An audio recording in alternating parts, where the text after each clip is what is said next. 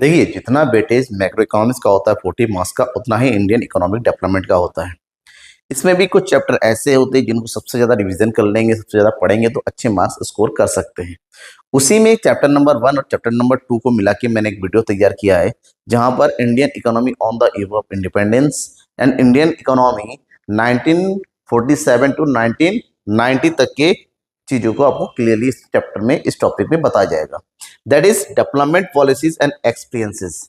India 1947 तक कैसी थी और उसके बाद इंडिया की पॉलिसी कैसी थी इंडिया को डेवलप करने की, इन सब चीजों के बारे में यहाँ बताया जाता है। और इससे रिलेटेड एग्जाम सेक्शन में क्वेश्चन भी अच्छे खासे पूछ लिए जाते हैं। 4 मार्क्स का एक क्वेश्चन तो Indian economy on the eve of independence से पूछा ही जाता है। उसके बाद जो है करंट चैलेंजेस यानी डेवलपमेंट पॉलिसी से भी क्वेश्चंस काफी ज्यादा पूछे जाते हैं। तो अगर इस चैप्टर को कंप्लीटली हम पढ़े, इस टॉपिक को कंप्लीटली देखें, तो थोड़ा सा लंबा गैप आ जाता है इसमें कि काफी सारी चीजें जो पढ़ना है, तो मैं हर एक चीज को आपको बताने की कोशिश करता हूँ शॉर्ट में, ताकि हर एक चीज को आप रिवाइज कर सके, क्योंकि एग्जामिनेशन पास है, ठीक है, टाइम कम है और इन सब में हमें सब कुछ पढ़ना है। तो हमें सबसे पहले बात करेंगे Indian economy on the eve of independence. हमारी इकोनॉमी इंडिपेंडेंस के टाइम कैसी थी? तो यहाँ पर वन वर्ड का एक्सप्लॉयटेटिव इकोनॉमी थी। हमारी इकोनॉमी को ब्रिटिश रूल ने पूरी तरीके से बर्बाद कर दिया। हमारी पूरी इकोनॉमी में ब्रिटिश ने केवल और केवल अपने फायदे के लिए यूज किया।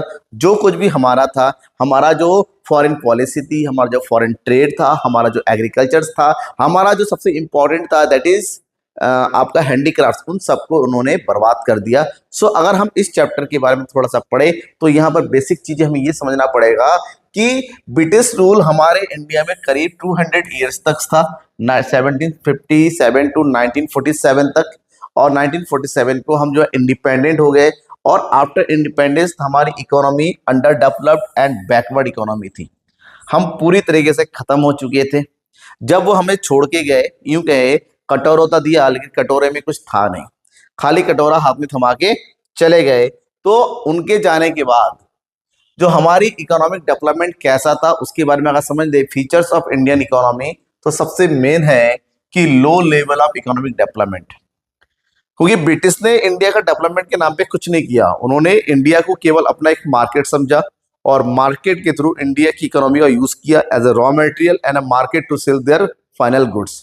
तो हमारे यहाँ का जो नेशनल इनकम वेरी लो था, low per capita income, high poverty, high unemployment, poor living standard, ये ब्रिटिश की देन थी, जिन्होंने एक अच्छे खासे इकोनॉमी को, एक अच्छे खासे कंट्री को पूरी तरीके से बर्बाद कर दिया। और हमारी जो हैंडीक्राफ्ट इंडस्ट्री थी उसको एग्रीगेरियन इकोनॉमी में कन्वर्ट कर दिया, क्योंकि हमारे जो डोमेस्टिक इंडस्ट्री थी, लोग अपने घरों में काम करते थे, हैंडीक्राफ्ट का यूज करते थे, और सब लोग अपने आप को पूरी तरीके से डेवलप समझते थे, अच्छा खासा सोर्स ऑफ इनकम था। हैंडीक्राफ्ट्स को खत्म कर दिया, क्यों? क्योंकि ब्रिटिश को अपने प्रोडक्ट्स इंडिया में बेचने थे। फिर हम बात करते हैं ऑक्यूपेशनल स्ट्रक्चर की।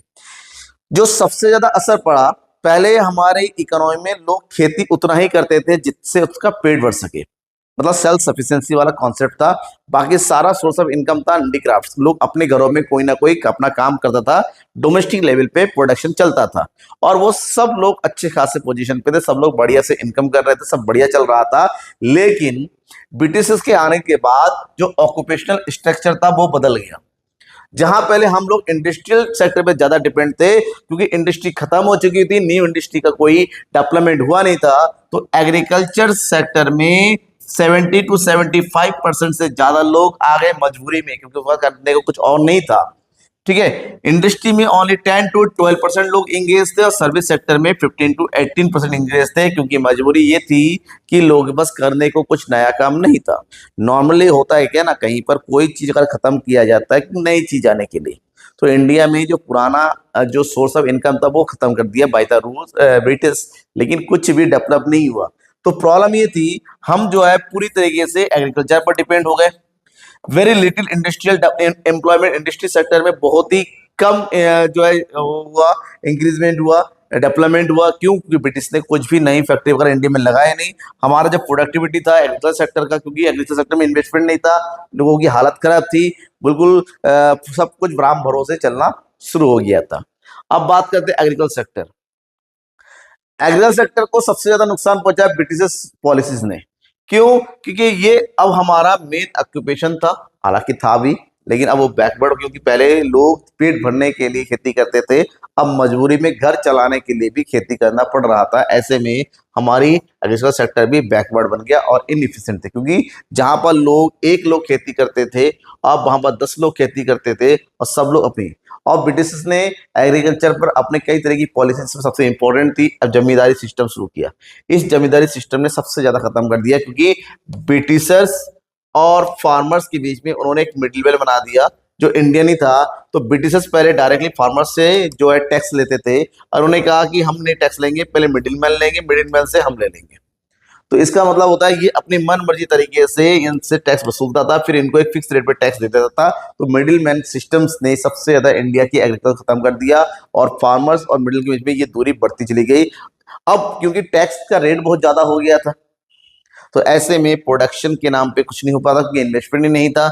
जो है मानसून पर डिपेंड होते चले गए, कोई भी इरिगेशन फैसिलिटी नहीं थी, कोई भी दूसरा टेक्नोलॉजी नहीं था, कुछ भी नहीं था। Lack of modern technology, low investment agriculture, इससे हमारा एग्रीकल्चर सेक्टर भी धीरे धीरे धीरे धीरे खत्म हो गया। इस पे आपको जमींदारी सिस्टम पे थोड़ा फोकस करना है, क्योंकि इंडियन की एग्रीकल्चर सबसे ज्यादा इसी ने नुकसान किया। ठीक है ना? इसका मतलब होता है जो आउटपुट लेवल था एग्रीकल्चर का, वो भी वेरी लो होता चला गया।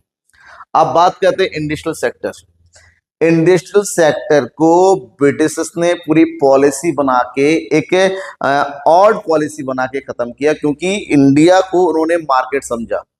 उन्होंने इंडिया को एक मार्केट में, एक मार्केट किसका? अपने फाइनल गुड्स का मार्केट एंड रॉ मटेरियल का मार्केट समझा, जहां पर उन्होंने रॉ मटेरियल अपने कंट्री में भेजा, एक्सपोर्ट किया और इंपोर्ट किया फाइनल गुड्स का। ऐसे में इंडिया की इंडस्ट्री जो पहले पूरे वर्ल्ड में सबसे ज्यादा फॉरेन ट्रेड करती थी, अब वो नेगेटिव हो गया था।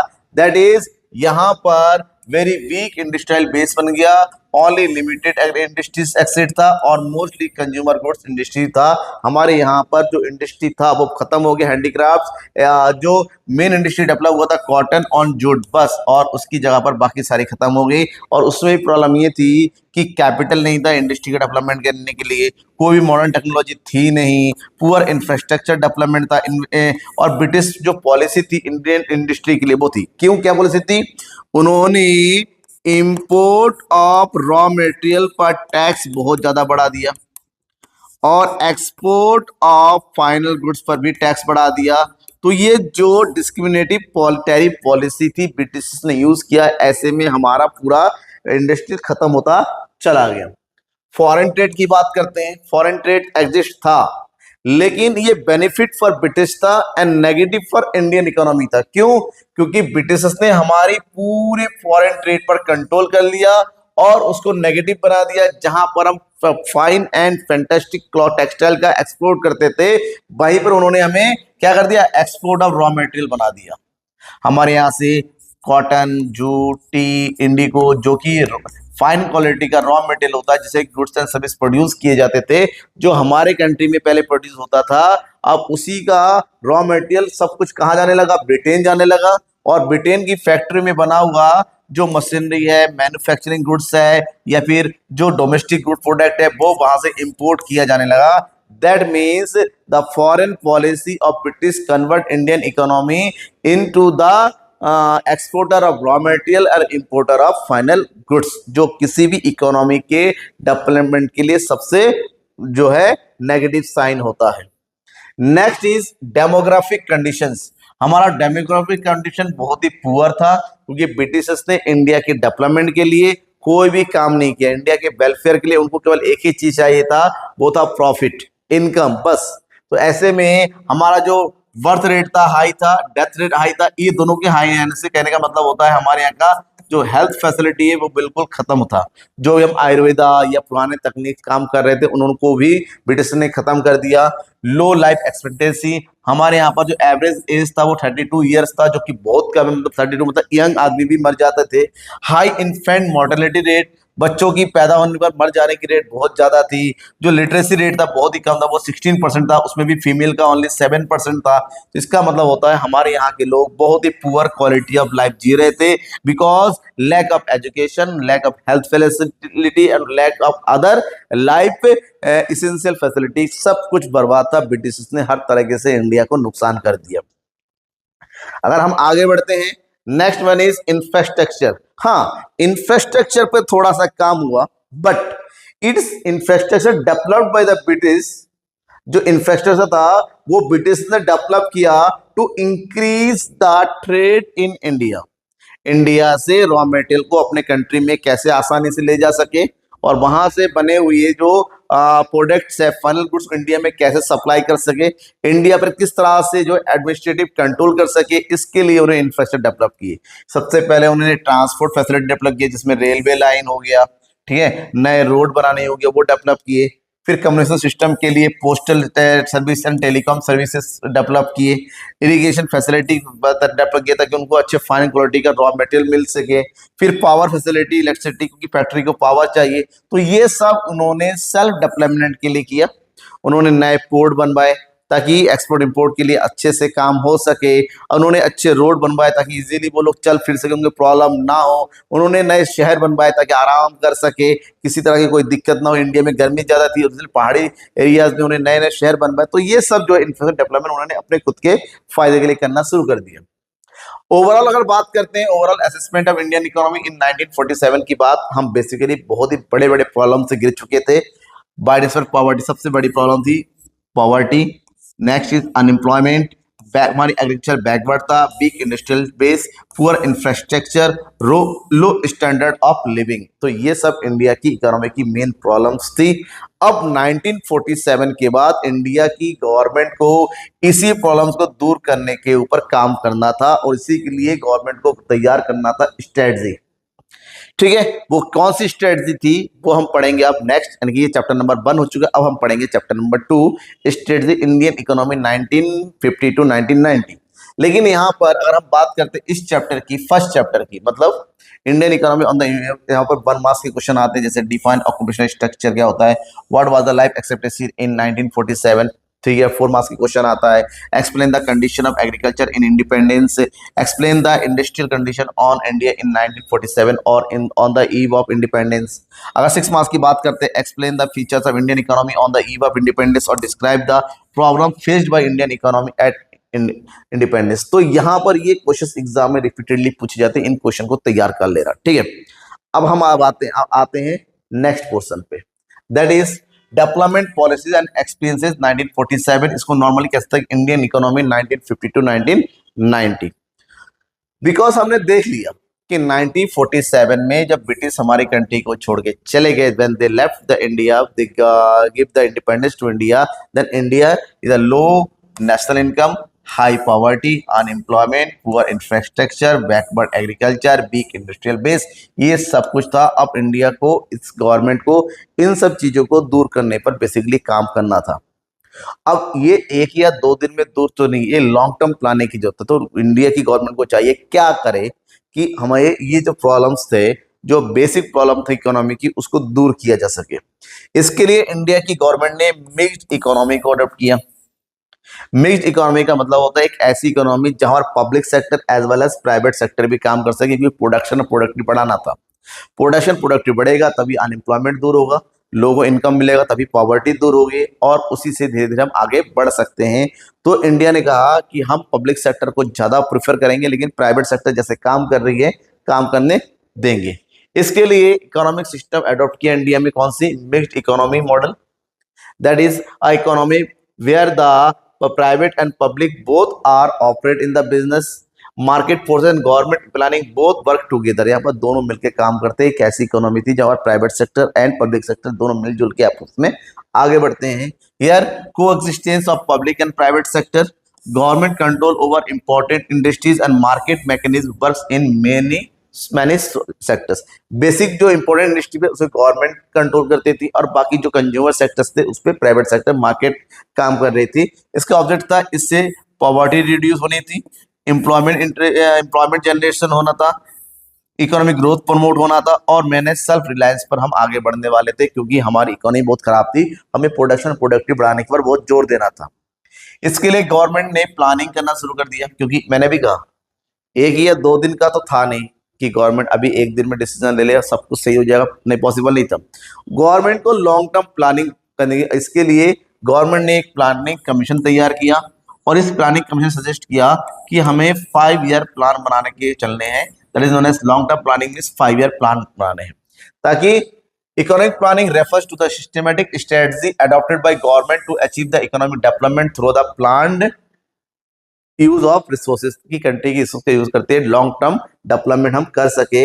इसके लिए ऑब्जेक्टिव तय किया गया कि हम जो भी तय करेंगे प्लान बनाएंगे, जो कि 1951 से स्टार्ट हुआ। कब से? 1 अप्रैल 1951 हमारा फर्स्ट 5 था और लास्ट था 2012 टू 2017 12 लास्ट था। इसके बाद प्लानिंग कमीशन को खत्म कर दिया और इसकी जगह नया आया, that is known as NITI Aayog. याद रखिएगा, नीति आयोग ने प्लानिंग कमीशन को क्या कर दिया? रिप्लेस कर दिया। 5 ईयर प्लानिंग खत्म हो गया, अब नहीं। अब इसके ऑब्जेक्टिव क्या थे?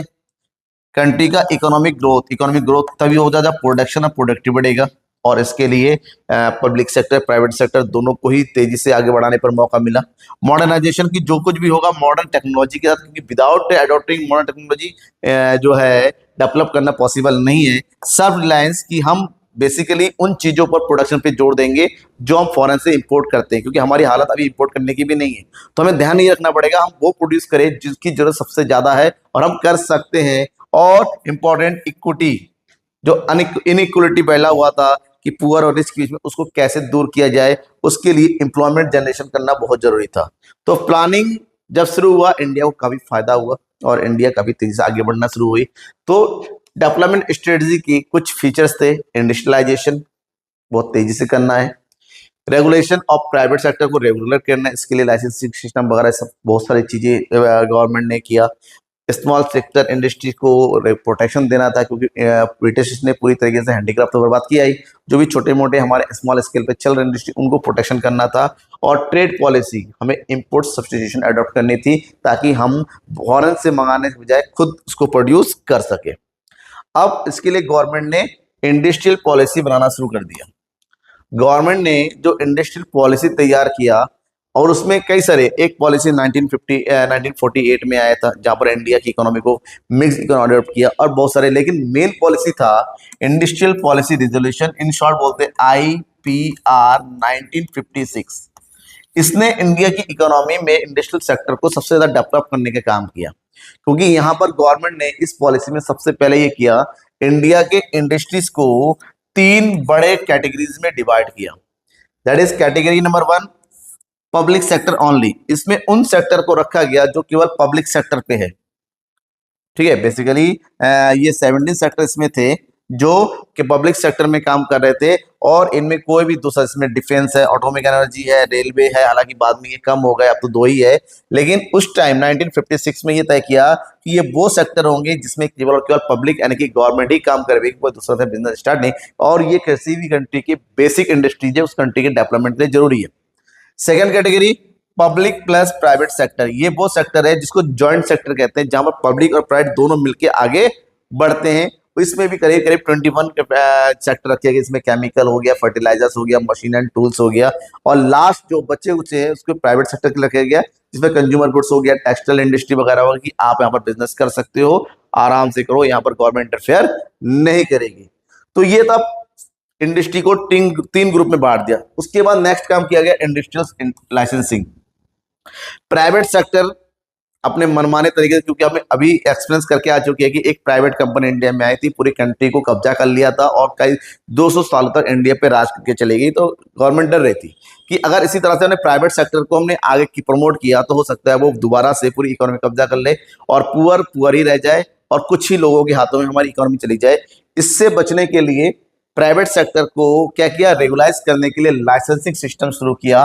Licence system means each and everywhere government को प्राइवेट सेक्टर को कोई भी काम करना है, न्यू इंडस्ट्री डेवलप करनी है, जो इंडस्ट्री है ब्रांच बढ़ाने हैं, प्रोडक्टिविटी बढ़ानी है, पहले लाइसेंस लेना पड़ेगा।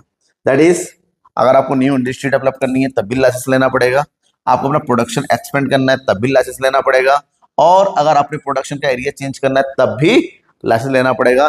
इसका पर्पस था कि मोनोपोली को कंट्रोल करके रखा था, किसी एक के हाथ में मोनोपोली ना हो, इंश्योर बैलेंस रीजनल डेवलपमेंट हो सके, और जो कंसंट्रेशन ऑफ इकोनॉमिक पावर है वो एक जगह पर ना हो सके। इसके लिए उन्होंने लाइसेंस सिस्टम शुरू कर दिया। लेकिन हालांकि बाद में इस सिस्टम में काफी प्रॉब्लम क्रिएट किया, जैसे ब्यूरोक्रेसी, लाल फिरताशाही, जो लाइसेंस देने वाले लोग थे वो बहुत ज्यादा करप्शन से फिल होते चले गए। ठीक है, काम करो, तलबे चाटो, फाइल हो जाता, ऑफिस के चक्कर लगा लगा के खत्म हो जाते थे, लेकिन लाइसेंस नहीं मिल पाता था। डिलेज इंडस्ट्रियल ग्रोथ पे डिले, क्योंकि जब तक कागज नहीं मिलेगा, लाइसेंस नहीं मिलेगा, कोई अपना काम शुरू नहीं कर सकता था। ऐसे में इस सिस्टम में प्रॉब्लम आनी शुरू हो गई थी बाद में। फिर है स्मॉल स्केल इंडस्ट्री।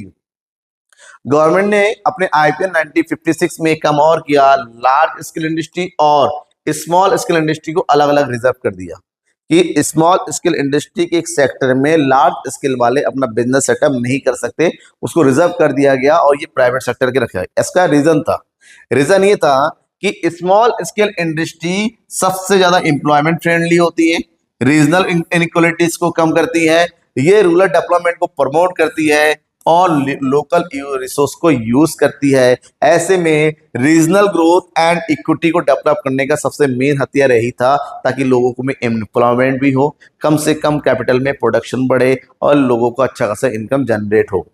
इसके मेजर्स क्या थे? Reservation of producers for small scale, इसके लिए रिजर्वेशन तय कर दिया कि कोई भी लार्ज स्केल वाले स्मॉल स्केल में अपना बिजनेस सेटअप नहीं कर सकते हैं। फाइनेंशियल सपोर्ट दिया, सब्सिडीज वगैरह दिया, लोन दिया, इसके लिए सेल्फ हेल्प ग्रुप वगैरह बनाए गए, सब्सिडी प्रोवाइड कर दिया, टैक्स में छूट दी गई ताकि आराम से रूरल एरियाज में भी बिजनेस डेवलप हो सके। इस लेकिन बाद में इसमें प्रॉब्लम ये फेस किया गया, लो इफिशिएंसी, इसकी इफिशिएंसी, क्योंकि प्रोडक्शन होता था लेकिन प्रोडक्शन कैपेसिटी इसकी कम थी।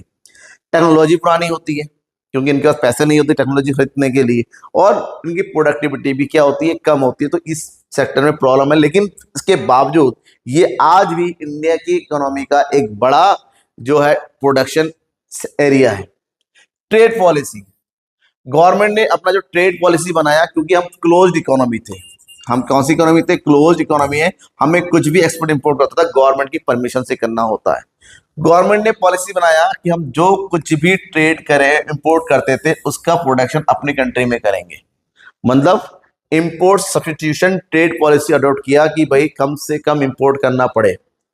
Producing goods domestically instead of importing, government ने कहा कि हम डोमेस्टिक एरियाज में उनका प्रोडक्शन करें जो इंपोर्ट करते हैं, इससे डोमेस्टिक इंडस्ट्री को प्रमोट मिलेगा, फॉरेन कंट्रीज पे जो हमारी डिपेंडेंस चल रही है वो कम होगी और हमारा फॉरेन एक्सचेंज बचेगा, जिसका यूज टेक्नोलॉजी को परचेज करने में हम कर सकते हैं। गवर्नमेंट ने अच्छा सोचा कि ऐसे करेंगे तो सबसे इंपॉर्टेंट है जो हमारे यहाँ के जो इंडस्ट्रियल सेक्टर है जो भी डेवलप नहीं हो पाई है, वो डेवलप, फॉरेन कंपटीशन नहीं मिलेगा, प्रोटेक्शन मिलेगा। ठीक है, और इसका यूज किया, इसके लिए इंपोर्ट ड्यूटी को बहुत ज्यादा बढ़ा दिया गया, इंपोर्ट कोटा तय किया गया कौन कितना इंपोर्ट कर सकता है, और इंपोर्ट पर रेस्ट्रिक्शन लगा दिया गया, यानी परमिट सिस्टम शुरू किया कि जब तक वो परमिशन नहीं मिलेगी आप कुछ भी इंपोर्ट नहीं कर सकते, ताकि लोग इंपोर्ट करने के बजाय अपनी कंट्री में ही प्रोडक्शन करना शुरू कर दे। इसके एडवांटेज, हमारे डोमेस्टिक इंडस्ट्री को डेवलपमेंट का अच्छा खासा रास्ता साफ हो गया, सेल्फ रिलायंस हम की तरफ बढ़ते हुए चले जाए। लेकिन एक साइड के लिए तो सही है, लेकिन इसके दूसरे साइड की बात करते हैं, इसके कुछ डिसएडवांटेज भी थे, जैसे लैक ऑफ कंपटीशन। जब तक दूसरों से कंपटीशन नहीं करेंगे तब तक हमें अपनी कमियों के बारे में पता नहीं चलेगा। तो इंडिया की इंडस्ट्री को ऐसा ही हो गया था, क्योंकि इनको फॉरेन से कोई मतलब नहीं था, ये अपने हिसाब से काम करते, तो ऐसे में इनको पता नहीं था कि लेटेस्ट टेक्नोलॉजी क्या होती है, इफिशियंसी क्या होती है, ये सब कुछ। इन इफिशियंसी इन इंडस्ट्रीज में इनइफिशियंसी आती चलेगी, पुअर क्वालिटेटिव प्रोडक्शन में कोई कंपटीशन नहीं था, क्वालिटी का कोई मतलब ही नहीं था। तो ऐसे में हमारे इंडस्ट्रियल पॉलिसी भी धीरे धीरे फेल होने लग गई थी। ग्रोथ ऑन स्ट्रक्चरल चेंजेस, 1950 से लेकर 1990 तक जो कुछ भी काम हुई है, इससे काफी हद तक इंडस्ट्रियल सेक्टर का डेवलपमेंट हुआ, इंफ्रास्ट्रक्चर डेवलपमेंट हुए, एग्रीकल्चर इंप्रूव हुआ क्योंकि ग्रीन रेवोल्यूशन अडॉप्ट किया गया था। हर सेक्टर में हम काफी तेजी से आगे बढ़ने लग गए थे। एग्रीकल्चर, हमारा जो एग्रीकल्चर में लोग ज्यादातर लोग पहले 70 to 75% एंगेज थे, अब वो जो काम होते चले गए। इंडस्ट्री का डेवलपमेंट हुआ तो इससे जो है प्रोडक्टिविटी प्लस एम्प्लॉयमेंट दोनों ही बढ़ने शुरू हो गए। अब ये जब इन दोनों का डेवलपमेंट हुआ तो इन दोनों के साथ साथ सर्विस सेक्टर का भी, क्योंकि इंफ्रास्ट्रक्चर का डेवलपमेंट हुआ तो रैपिड, और आज के टाइम में सबसे ज्यादा एम्प्लॉयमेंट जनरेट करने वाला जो सेक्टर है वो सर्विस सेक्टर ही है। ठीक है, तो ऐसे में economic growth remind slow, Hindu rate of growth around 3 लेकिन इकोनॉमिक ग्रोथ अभी भी कम था, जिस हिसाब से ग्रोथ करनी चाहिए थी कम थी, क्योंकि पब्लिक सेक्टर ओरिएंटेड बनते चले गए थे और उसमें करप्शन वगैरह धीरे धीरे आना शुरू कर दिया। फिर हम बात करते हैं एग्रीकल्चर डेवलपमेंट की। जो हमारा जो सेकेंड 5 ईयर प्लान था, सेकेंड 5 ईयर प्लान का पूरा जो मेन था वो था एग्रीकल्चर डेवलपमेंट। उस समय एम एस स्वामीनाथन जी, जो father of green, M S Swaminathan ने, गवर्नमेंट ने प्रपोज किया कि हमें भी फॉरेन की तरह ग्रीन रेवोल्यूशन पे जोर देना चाहिए, हमें ऑर्गेनिक की जगह केमिकल फार्मिंग की तरफ आगे बढ़नी चाहिए, हमें टेक्नोलॉजी का यूज करना चाहिए एग्रीकल्चर सेक्टर में, लोगों को ट्रेन करना पड़ेगा, अच्छे सीड देने पड़ेंगे, तभी जाके हम एग्रीकल्चर में सेल्फ सफिशिएंट हो सकते हैं। और गवर्नमेंट ने उनके प्रपोजल को माना और उन्होंने एग्रीकल्चर रिफॉर्म पे काम कर दिया, जिसमें प्रॉब्लम देखा क्या था, हमारी एग्जाम में प्रोडक्टिविटी लो थी, ट्रेडिशनल फार्मिंग मेथड यूज कर रहे थे, dependence on monsoon, lack of irrigation, बारिश होगी तभी खेती होगी, ठीक है, ट्रेडिशनल खेती वो हल से खेती करना, खुरपी से खेती करना। इसके मेजर्स क्या किया गया, गवर्नमेंट ने लैंड रिफॉर्म करना शुरू कर दिया, ग्रीन रेवोल्यूशन किया, इंस्टीट्यूशनल चेंजेस किए और इरिगेशन डेवलपमेंट पे काम किया, और गवर्नमेंट ने जो इस पे पॉलिसी बनाना शुरू कर दिया, इसका रिजल्ट आज भी देखते हैं। लैंड रिफॉर्म, लैंड रिफॉर्म में सबसे मेन काम ये हुआ कि जो जमींदारी सिस्टम था पुराने समय में जो ब्रिटिशर्स ने बनाया था उसको खत्म कर दिया गया। अब गवर्नमेंट और फार्मर्स के इसमें डायरेक्ट लिंक हो गया, कोई भी इंटरमीडिएट की जरूरत नहीं थी। लैंड सीलिंग, ठीक है, गवर्नमेंट ने तय किया कि मैक्सिमम लैंड ओनरशिप कितनी हो सकती है, क्योंकि पहले जमींदारों के बहुत सारा लैंड था, तो लैंड सीलिंग तय किया कि मैक्सिमम कौन कितना लैंड होल्ड कर सकता है, खासकर एग्रीकल्चर लैंड। जैसे इस टाइम हम कह सकेंगे 12.5 एकड़ ही मैक्सिमम एक जो फार्मर होल्ड कर सकता है अपने नाम पे।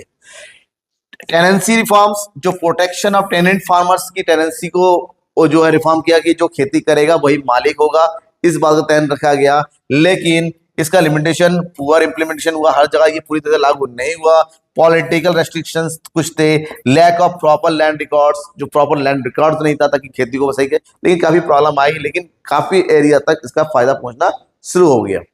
दूसरा था ग्रीन रेवोल्यूशन, 1960s तक आते आते फूड प्रोडक्शन इंक्रीज, बहुत तेजी से इंक्रीज हुआ, इसको ग्रीन रेवोल्यूशन कहते हैं। इसके लिए HYB seed, high yielding variety seed का यूज करना शुरू कर दिया, fertiliser, chemical fertiliser, irrigation facility, modern technology का यूज करते हुए हमारी प्रोडक्शन बड़ी तेजी से बढ़नी शुरू हो गई। लेटेस्ट टेक्नोलॉजी का यूज करना शुरू हो गया। जो सीड था इसके लिए कई सारे सीड डेवलपमेंट जो है केंद्र बनाए गए, जैसे पंतनगर यूनिवर्सिटी, जहां पर जो एग्रीकल्चर यूनिवर्सिटी है, ऐसे इंडिया में बहुत सारे ऐसे इंस्टीट्यूट बनाए गए जिसका काम था डेवलपमेंट ऑफ सीड, नई वैरायटी के, हाई यील्डिंग वैरायटी के सीड पे काम करना, वो किसानों के बांटे गए, न्यू टेक्नोलॉजी को किसानों को नया जो है जानकारी देना, इन सब चीजों पे काम किया, इसका फायदा मिला। और पंजाब, हरियाणा, वेस्ट उत्तर प्रदेश, इन सब में बहुत तेजी से प्रोडक्टिविटी बढ़नी शुरू हो गई, और इसमें जो फूड ग्रेन्स थे, खासकर राइस एंड व्हीट, इसका बहुत तेजी से अब तो सेल्फ सफिशिएंट बन गया। आज के टाइम में हमारे पास इनफ जो स्टोरेज है, फूड इंपोर्ट्स हम बहुत कम कर चुके थे, क्योंकि काफी हद तक प्रोडक्शन हमारे यहाँ पर बढ़ना शुरू हो गया था, लेकिन इसकी कुछ प्रॉब्लम थी, जैसे रीजनल, हमने कहा केवल 3 एरिया में सबसे ज्यादा इसका डेवलपमेंट हुआ, बाकी जो एरियाज में इसका डेवलपमेंट नहीं हो पाया, कि वहां के लोग गरीब थे, वहां तक जानकारी प्रॉपर पहुंच नहीं पाई। इन्वायरमेंटल डैमेज होना शुरू कर दिया, कि केमिकल यूज करके हुए इन्वायरमेंट को नुकसान पहुंचता है, और बेनिफिट कंसल्टेंट, और इसमें जो बड़े फार्मर थे उन्होंने इसका सबसे ज्यादा फायदा उठाया। लेकिन जैसा भी हो, इसका यूज करते हुए आज के टाइम में हमने देखा होगा इंडिया जो है अच्छा खासा जो है क्रॉप प्रोडक्शन जो है क्या कहते हैं एक्सपोर्ट भी करने लग गया है। अब इस पूरे चैप्टर की बात करते हैं, डेवलपमेंट स्ट्रेटजी का अचीवमेंट्स क्या था। इंफ्रास्ट्रक्चर डेवलपमेंट हो गया, इंडस्ट्रियल सेक्टर का एक्सपेंशन हुआ, एग्रीकल्चर ग्रोथ हुआ, पब्लिक सेक्टर का डेवलपमेंट अच्छा खासा हो गया, और हम जो है मेजर इंडस्ट्रीज, बहुत सारे इंडस्ट्री में सेल्फ रिलायंस हो गए। आज हमें बहुत ही कुछ ही चीजें ऐसी है जो इंपोर्ट करनी पड़ती है, मैक्सिमम फूड ग्रेन्स में हम सेल्फ सफिशिएंट हो गए, सॉफ्टवेयर के सेक्टर में हम अच्छे खासे हो गए, टेक्सटाइल सेक्टर में हमारे डेवलपमेंट काफी अच्छा है, हम अच्छा खासा एक्सपोर्ट भी करते हैं। लेकिन फेलियर ये थे, जिस हिसाब से हमारा ग्रोथ रेट बढ़ना चाहिए था, स्लो इकोनॉमिक ग्रोथ हुआ, ठीक है। पॉवर्टी और अनएम्प्लॉयमेंट को हम जो है दूर नहीं कर पाए, ठीक है, जितना ज्यादा था उतना ही है, क्योंकि पॉपुलेशन बहुत तेजी से बढ़नी शुरू हो गई थी। हमारा जो पब्लिक सेक्टर था वो इनएफिशिएंट था, पब्लिक सेक्टर तो ओपन किए गए, लेकिन बाद में उनकी इफिशियंसी घटती हुई चली गई, क्योंकि करप्शन वगैरह आना शुरू हो गया। लाइसेंस राज ने प्रोडक्शन को बहुत ज्यादा जो डैमेज किया, पुअर क्वालिटी प्रोडक्ट्स बनने शुरू हो गए, ऐसे में कंपटीशन में हम पिछड़ते हुए चले गए और वर्ल्ड में बहुत ही बैकवर्ड पोजीशन पे आ गए। 1990 तक आते आते हमारी इकोनॉमी खत्म सी होने लगी थी दोबारा से। तो यूं कहे कि India develop strategy during 90 to 95, ये जो इंडिया में फाउंडेशन इकोनॉमिक डेवलपमेंट पे काम किया, इंडिया को फाउंडेशन देने का काम किया। इसमें हमारा इंडस्ट्रियल बेस बना, एग्रीकल्चर स्ट्रेंथ मौजूद हुआ, हमारे इंफ्रास्ट्रक्चर डेवलपमेंट में काम हुआ। ठीक है। इसके बाद 1991 में हम इकोनॉमिक रिफॉर्म्स किए ताकि कंट्री का डेवलपमेंट, और इकोनॉमिक रिफॉर्म कैसे हुआ इसके बारे में हम बात करेंगे नेक्स्ट वीडियो में। इस चैप्टर को इतना पढ़ लीजिए, इसमें हर एक टॉपिक आपके लिए इंपॉर्टेंट है, छोटे छोटे क्वेश्चन बनते रहते हैं। बाकी मोस्ट इंपॉर्टेंट क्वेश्चन पीवाई किस तो मैं आपके लिए लेकर आई हूँ, बस बने रहिएगा मेरे साथ। Thank you and bye.